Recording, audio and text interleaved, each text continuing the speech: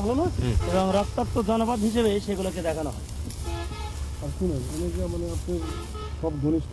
হ্যাঁ, ঘনিষ্ঠ মানে কি আমরা চাচা, ভাতিজা, খুড়া, আর শুনুন, ভগ্নিপতি। আমার সবাই একই রকম, শুধুমাত্র আমরা এখানে কেন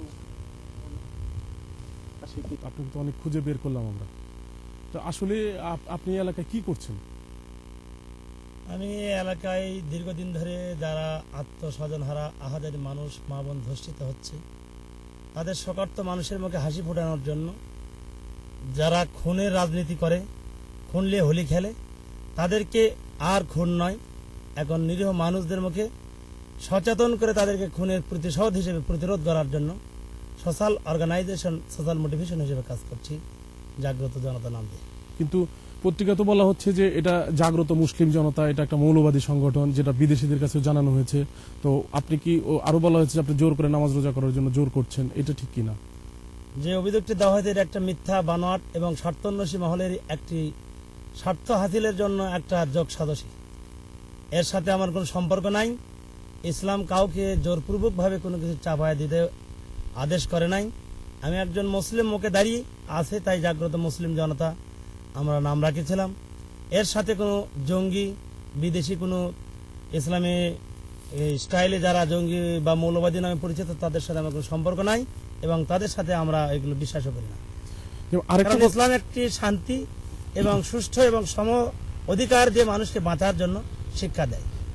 আরেকটা যেটা বলা হচ্ছে যে আপনি অনেককে এই আপনার সংগঠনের নামে সর্বহারা বলে নির্যাতন করছেন বা হাত পা ভেঙে দিচ্ছেন, মেরে ফেলছেন। তো আপনি যে কথাটি বললেন, আর আগে একটি কথা বলেছেন, সেটা উত্তর হয়েছে অবশ্য। যেমন বলেছেন আমরা জোরপূর্বক নামাজ পড়াই, এই ধরনের যদি কেউ একটা প্রমাণ দিতে পারে তাহলে আজীবন তার গোলামি করবো আমরা। জানি যে খুনে কোনোদিন শান্তি আসতে পারে না। নির্যাতন করে মানুষকে শুধু যাতনায় দেওয়া যায়। কারণ যদি নির্যাতন করে যদি কেউ ভালো হতো তাহলে জেল খাটা মানুষগুলো বেশি ভালো হতো, এটা আমরা বিশ্বাস করি। তো আমি যে কোশ্চেনটা করেছিলাম যে নির্যাতন করা বা মেরে ফেলা, এর সাথে কোনো সম্পর্ক নাই, সম্পূর্ণ মিথ্যা বানোয়াট, যা উজ্জ্বল প্রমাণ এলাকার জনগণ সাক্ষ্য প্রমাণ দিয়ে। আপনাদেরকে অনুরোধ করব, এলাকায় যান, সত্যতা যাচাই করুন, যা ন্যায়ের ভিত্তিতে যে সাদা হয় মাথা বেঁধে নিতে রাজি আছি ইনশাল্লাহ। তো আপনাকে যদি এই মুহূর্তে পুলিশ যদি অ্যারেস্ট করতে চায়, গ্রেপ্তার করতে চায়, পত্রিকা যেটা বলা হচ্ছে, সেই ক্ষেত্রে আপনি কি বলবেন? আমি যেহেতু আইনের ধারায় পুলিশ আইন শৃঙ্খলা নিয়ে যে তাদের গ্রেপ্তার করলে গ্রেপ্তার হব।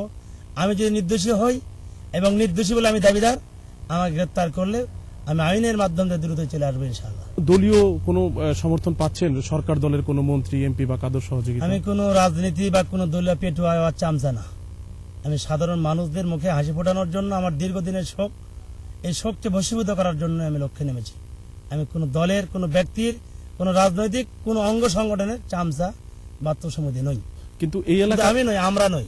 কিন্তু এই এলাকায় এসে যে আপনি মানে হঠাৎ করে এসে আমার কাছে মনে হলো যে মানুষকে জাগিয়েছেন, এটা সত্যি যে অনেক মানুষ এখন পাহারা দিচ্ছে, সর্বহারাদের বিরুদ্ধে কথা বলছে, কিন্তু এখন আপনি প্রয়োজনটা কেন অনুভব করলেন? এই প্রয়োজনটা আমরা দীর্ঘদিন থেকে অনুভব করেছি, কিন্তু বৃষ্টি হওয়ার আগে মেঘ করে, ঠান্ডা বাতাস বয়, তারপর বৃষ্টি হয়। অনুরূপভাবে দীর্ঘদিন ধরে আমরা প্ল্যান নিয়েছিলাম, প্ল্যান মাফিক আমরা কাজ করেছি। সে কাজের ফসল হিসেবে এখন আমরা উপযোগী মনে করেছি, তাই জনগণ সচেতন হয়েছে, আত্মপ্রকাশ করেছে। তো আপনি যেটা বলছেন যে আপনারা কোনো মৌলবাদী কোনো সংগঠন না এবং যারা কেবলমাত্র সন্ত্রাসের সাথে জড়িত, খুন হত্যা করছে, তাদেরকে ধরছেন। তো এখন তাহলে আপনার বিরুদ্ধে এই অভিযোগগুলো কে করছে বলে আপনি মনে করেন যে আপনি খুন? দীর্ঘদিন ধরে যারা এসব এলাকায় নিরীহ মানুষদের আত্মহনন করেছে, মা বোনদের ইজ্জত লুণ্ঠন করে, তাদের কায়িক শ্রমের যে অর্থ অর্জিত হয়েছে, এগুলোকে তারা লুটতরাজ করেছে, তারাই এখন এই জাগ্রত জনতার কারণে, জাগ্রত মুসলিম জনতার আহ্বানের কারণে তারা আজকে তাদের যোগ নামে যে কিটটা তারা লাভ করেছিল, এটা না করার কারণেই তারা এগুলো করছে। সেগুলি কে? সেগুলি এখানে সর্বহারা রয়েছে। ফজল হোসেন বাদশা ওয়ার্কার্স পার্টির নামে ওইসব এলাকায় কৃষক ক্ষেত মজুর নামে সমিতি গঠন করে নিরীহ মানুষদেরকে তাদেরকে সমভাবে ভাগ করে জোরপূর্বক জমি দখল করে নিয়ে এই প্রলোভন দেখে তাদেরকে এগুলো করাচ্ছে। মানে তারা যেরকম করেছে কোনো প্রমাণ আছে আমাদের কাছে? শত শত প্রমাণ। দাড়িগাতিতে প্রায় 60 বিঘা জমি আছে, যাত্রাগাছিতে 5 বিঘা পুকুর আছে।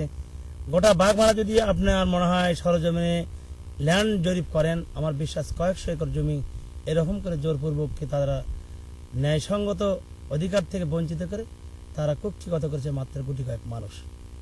তারাই জগত জনতা যখন জেগেছে, তাদের অধিকার সম্পর্কে সচেতন হয়েছে, তখনই তারা মরিয়ে হয়ে তারা আমাদের এই নিরলস পুত পবিত্র কাজকে তারা কলঙ্কিত করার জন্য সর্বপ্রকার প্রয়াস চালিয়ে যাচ্ছে। তো আপনি যেটা বলছেন যে আপনারা একটা তারা মিথ্যা বলছে এবং আপনি কোনো অন্যায় করছেন না, তো সেই ক্ষেত্রে এখন যেটা বলা হচ্ছে যে আপনি এলাকা ছেড়ে